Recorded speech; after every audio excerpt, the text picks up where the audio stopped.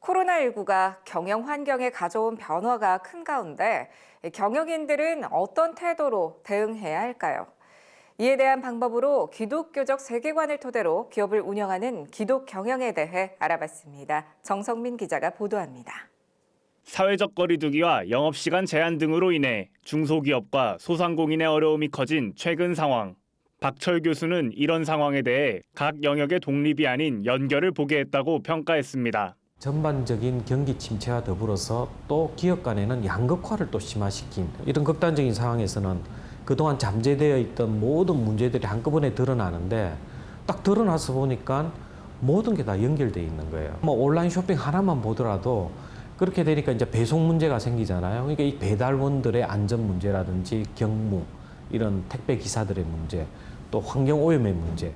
현 상황 극복과 변화하는 미래에 대비하기 위해 기업이 사회적 역할을 다해야 한다고 강조했습니다. 이제 기업도 돈을 벌면서 이 사회의 진정한 친구가 되어야 된다는 거예요. 왜 그러냐? 지금 초연결 시대예요.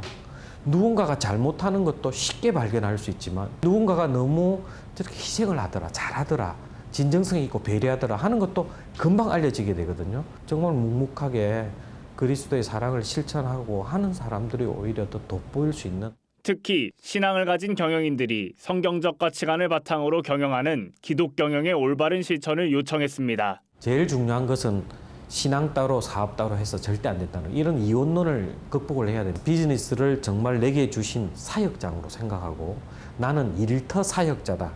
그렇게 해서 또 주어진 사업장에서 책임을 다하는 청지기. 과거에는 경제적 성과만 내면 됐지만 또 사회를 생각하는 성과. 내 몸과 행실로 산 제사를 드리고 그렇게 해서 선한 영향력을 끼쳐서 그리스도인들은 비즈니스를 해도 다르구나. 최근 열린 온라인 세미나에선 목적 경영이 소개됐습니다.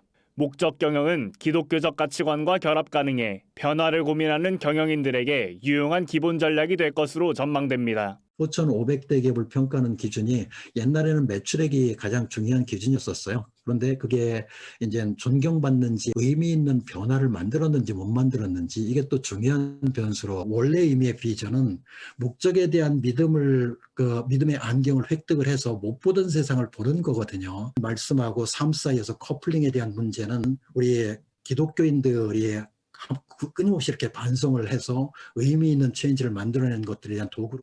CGN 투데이 정성민입니다.